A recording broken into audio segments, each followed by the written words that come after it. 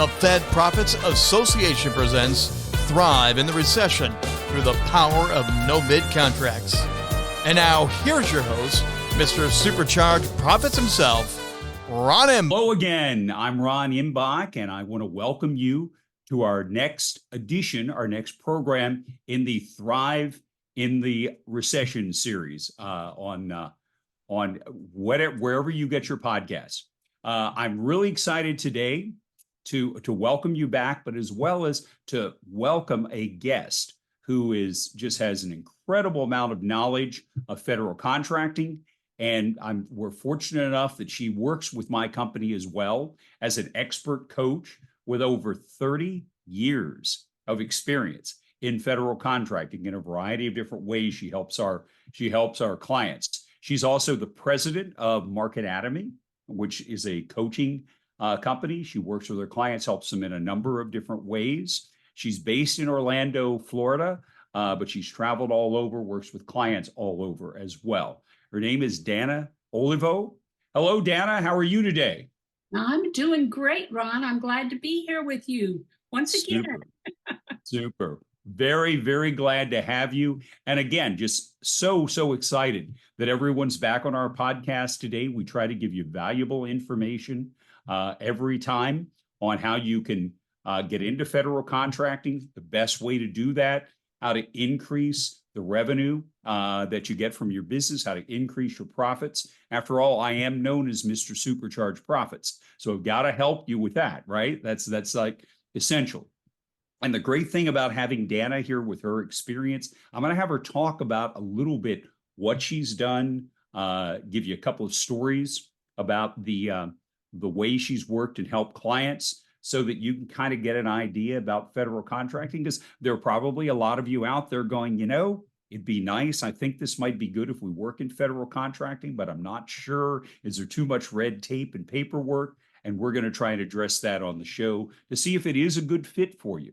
It's not a fit for everyone, but we have a way with FedProfits to kind of help you do it more like you would in the commercial sector, as opposed to just submitting, 100 and 200 page bids. That's no fun.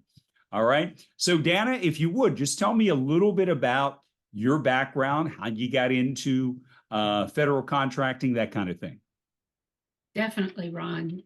Like I said, I'm really happy to be here talking in front of everybody, because I'm a firm believer that we need to be looking at federal contracting in order to diversify our revenue streams here, especially right now. I started in the federal contracting arena, as Ron said, over 30 years ago. I started in the architectural, engineering, and construction market, and that was primarily because I grew up in the AEC market. My father was a block mason, and from there I went into the marketing and business development and the product strategic planning side for this industry. Now, with that being said, on the government side, I was responding to RFPs, RFQs, RFBs. For those who don't understand what that is, that's requests for proposals. This is how the government puts out their requests for your services. And how you respond to those are what's going to make it so that you can win some of these projects. And so what I do is I work with my clients and with FedProfits to help them find those opportunities and respond to those opportunities. As I said, I've got 30 some odd years, but since 2014, I have been out on my own with Market-Atomy LLC, and primarily working with small and medium businesses who are ready to break into the federal procurement side of things. Wonderful. And, one of the things that I know with FedProfits that my partner and I really liked about Danna's background is she understands the importance of relationships, right? And that's our whole program. And FedProfits has been around since 2008, but our whole emphasis the entire time, we've added a lot of things to help clients build relationships, but it's all been that overarching concept of building relationships with decision makers and others. Can you talk a little bit about that process of building relationships and kind of how you get started doing that in federal contracting? Definitely, definitely.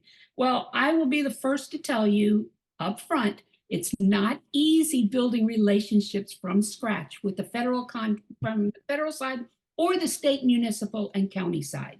But what's important is that consistency and that ability to continue to put yourself in front of those decision makers. That's ultimately going to develop those relationships. It takes work. It's not something that's going to happen overnight. But once you're in, because the government does not want to have to go and search out all of these companies in order to do this. They want to know, okay, I've got a handful of people that I can trust. I know, I like, and I trust. And once you're in, until you do something wrong, you're in. And they're going to call you and they're going to decide, look, I need this. I know Danna can do this for me. And I'll just reach right out to her. Wonderful. Wonderful. Now, let me ask you, in your background, can you give us a couple of stories about some interesting stories about, an opportunity that you were able to secure for one of your clients and it all came through the whole relationship thing we talk about? Can you just give us a couple of stories like that? I can give you a couple of good stories. One is a win, and one is not necessarily a win, but a recognition, a relationship development. Okay. The first story I will give you is I was working for a major construction, major architect at the time. And I hadn't yet delved into the construction side of things.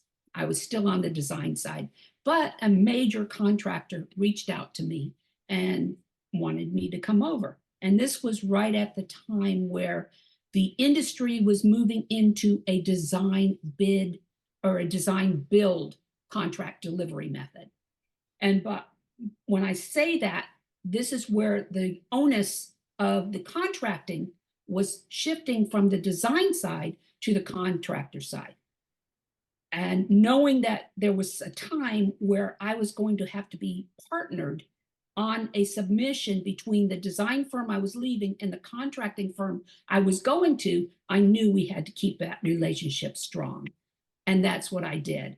And the very first project I ever submitted on for this contractor happened to be with the design firm I came from. And it was really funny because knowing the design firm's capabilities and what they were going for and knowing what the construction firm, I was able to, as they say, you've got that button that is, it's easy. Okay. The easy button, you push that easy button and we won the project. No problem. But then what also happened on not bid side, but a relationship side, is while I was with that contractor, we went after a very large project that was designed by a world famous architect. And that architect was designing this building. Well, I've always been very interested in architecture. And what happened was the company I was working for did not have that relationship. And I knew it was a long shot, but I was going to put together the best response that I could that's going to attract their attention. And I did that. We didn't win, naturally, okay? But the architect, who happened to be Calatrava out of Spain, he happened to call my boss at that time and said, I'd like to meet whoever put this proposal together. And so I was able to meet Calatrava and start this relationship with this world famous architect, and naturally that started a relationship with Turner Construction so that they could go after some of the other facilities on this one college campus. So these, you can come at it from different directions, but those relationships are critical when it comes to getting projects. Absolutely. Absolutely. And, one of the things you mentioned, Danna, that I found interesting, and I know this from, the work we do with FedProfits, I use the phrase from time to time in speeches and classes that I do about, when you call a federal decision maker, they're not sitting anxiously by the phone like a lovesick schoolgirl, okay, waiting for the call from that guy that they've had a huge crush on. Pardon me for aging myself a little bit, but I used to use that phrase a lot in the past. But the fact is, it takes a while, okay? It's all about contacts, staying in touch with them on a regular basis in different ways, because the average salesperson, I think, makes about 3 contacts to make a sale, and then after that, if they don't get the sale, they give up. And that's according to the marketing association for salespeople. But when you think about it, we know this about federal contracting. If you stop after 3, how many contracts are you going to miss out on? Right. A whole bunch of them. Right. So can you talk a little bit more about, how to find and how you found for your clients the right people in the past? And then we're going to transition over, and we're probably going to have to talk about it on another podcast, how you help our clients. But can you talk about, in your experience in the past, how you've targeted certain people and started the relationship with those folks? Right. Well, first of all, let me explain to you the reason why I made created such a reputation in the architectural engineering construction market is because as a strategist and a marketer, I needed to know who I was marketing to. Okay. And so for that reason, I worked through every logistical cycle within the AEC market, going from product development all the way through aftermarket. That's the only way. And so I say that because of the fact that if you're going to go after federal contracts, you need to understand who your client is. The federal government is number one. Okay. But the federal government does not produce anything. Mm-hmm. Okay. They actually contract with other companies to produce the products and services that they want. And so therefore you have to understand, how does the government procure their services? And are you going to need to go through another prime, such as a large engineering or simulation company or a large construction company or something like that? Or are you going to go direct to the agency? It's all going to depend on what you sell and how the agency procures your product or services. So those are the kind of things that we need to think strategically about when we're going after these accounts. Once you've done that, then you start researching, who do I need to get in touch with? Who is the contracting officer for this? And who is it that we need to, start reaching out to? And then it's going to take more than just an email or a phone call or anything like that. You want to stay in touch with them. You want to be in front of at the conferences that they are at, and making sure you're getting that face-to-face contact. When you do reach out to them, you want to try and get that face-to-face either through Zoom or on a phone call, because just communicating through emails or anything like that, it's too easy for them to just let it go. Mm-hmm. Or get so involved in things that they're not going to reach out to you. Okay. You need to do the work to reach out to them. Does that make sense? Absolutely. Well, and I think, I'm kind of old school as well, because I've been around for a while. And when you mention things like doing this for 30 plus years, I've kind of worked in this area for 30 plus years myself. And, back in the day, and I'm really going to sound old when I say that, right, Danna? But back in the day, you built relationships face to face. And even though today we have social media and obviously email, and we're getting in touch with people in a lot of different ways, you mentioned, virtual calls. We might get on a Zoom call instead of meeting someone face to face. But still, I still don't think there's really a substitute for meeting someone. It might be Zoom. It might be at a conference. It might be having a face-to-face for those who have gone back to their offices, having a face-to-face, but I still don't, you can't build, you're absolutely right, the same kind of relationship with emails, or even like other things you might even send through the mail with people that you can, although that can be good as well. But again, it's part of an entire program. I know a little bit about that because our program includes that part as well. But you have to reach out to, because some people, now there are some people, and I know you've probably seen this as well, that do respond to email. So you've got to have that email is easy. It keeps in touch with them, but really there's no substitute again for that face-to-face stuff. Well, one of the things at FedProfits that I like is they do bring those opportunities to our clients. Like they have what they call industry days or vendor days. And these are actual Zoom meetings that we will set up with contracting officers in different agencies, such as, the Coast Guard or the Navy or something like that. And it gives our clients an opportunity to meet, even if it's for 5-10 minutes before this contracting officer, to ask specific questions, to position themselves for that relationship to begin.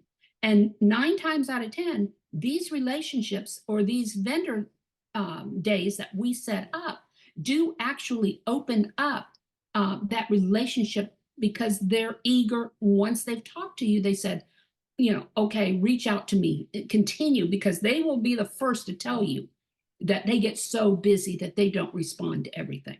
But they'll tell you, they'll tell our clients, keep reaching out to us, keep doing this. Or they will give you the name of somebody better that you might want to reach out to.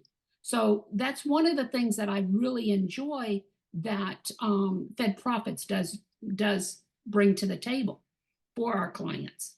So, well, we try to, because I think we all know from marketing that different people respond in different ways to different things. Okay, we know that decision makers do.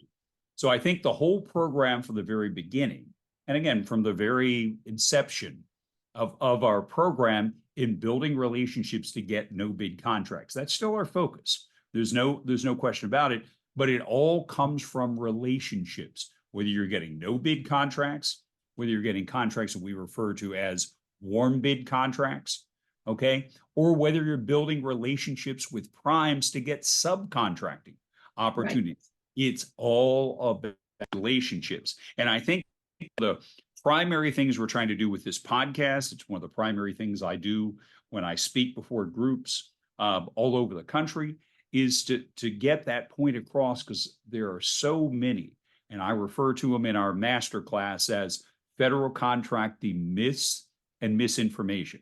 Well, one of those myths is just, if you want to get into federal contracting, just start firing out bids. Without any experience, without any relationships. And it might not have quite as bad an odds as the lottery, but your probability is pretty low that you're going to get one like that. That's not the way to do it. But yeah, go ahead. I'm sorry. And in response to that, okay, I think it's important that we point out that in the beginning, you may be responding to a lot of these RFPs that you are not going to win, but that debriefing session that you have after, that it's been awarded, whether it's to you or to anybody else, you want to make sure that you are reaching out to say, what did I do wrong? Or what did I do right? And how can I do better on the next one? That's a perfect introduction to starting that relationship process as well. And you spoke about no bid contracts, okay? No bid contracts is the best way to get into, but it's also the hardest to get into, because those no bid lists are not just released to anybody. They are only released to those that the government or the contracting officer feels comfortable with you going, with what you can provide. So this leads us to some of the other things that we do provide through FedProfits, and that is webinar training. Well, and it's fascinating that you mentioned that, Danna, because I think it's very important we offer a lot of different kinds of training.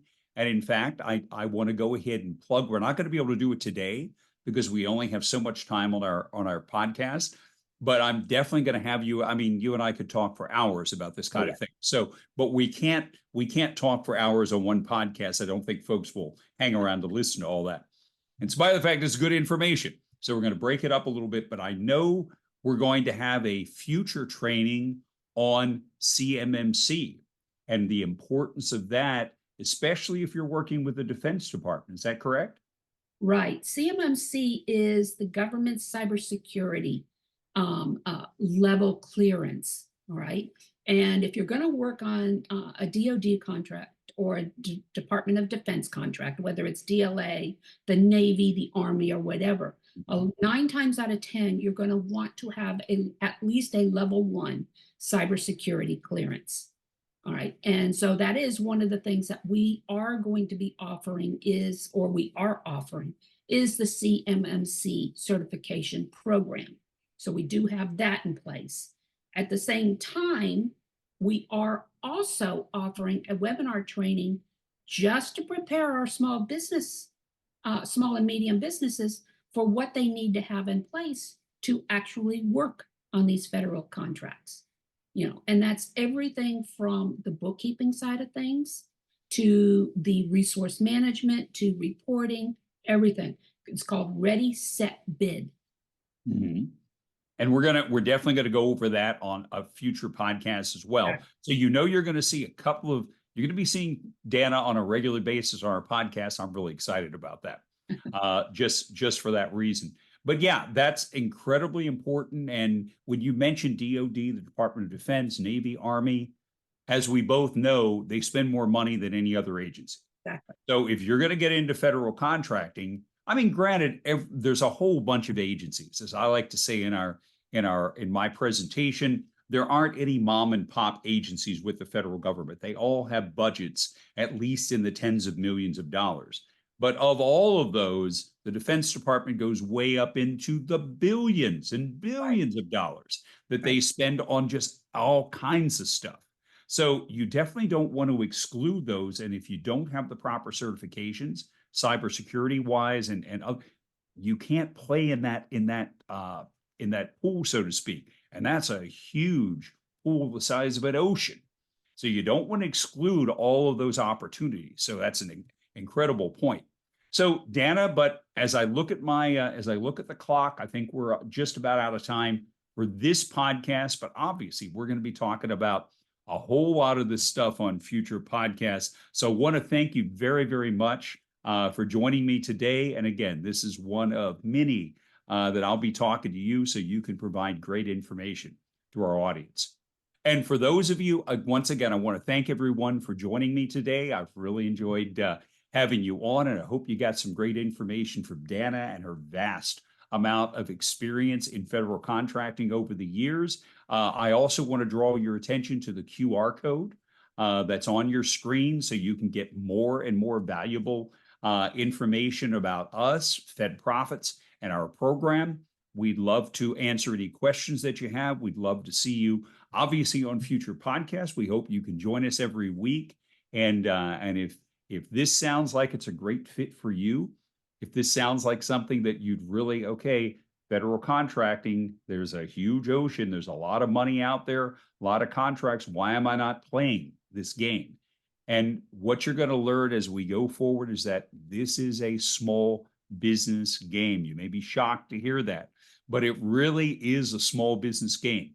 So we want to share with you information from Danna and many other people that we're going to have on here about federal contracting, other ways that you can increase your business, make more money from federal contracts, but then just overall how you can grow your business. We're going to be helping you to do that in a number of different ways. So again, my name is Ron Imbach, Mr. Supercharged Profits. Thank you for joining me, and I look forward to seeing you next time. Thank you for joining us on the Thrive in the Recession through the Power of No Bid Contract show.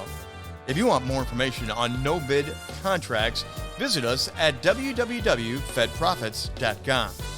We hope that you will join Ron Imbach, Mr. Supercharged Profits, next time as we continue to explore how no-bid federal contracts can seriously grow your business. Be sure to subscribe to the show wherever you get your podcasts or visit the FedProfits YouTube channel. Until next time, have a prosperous week.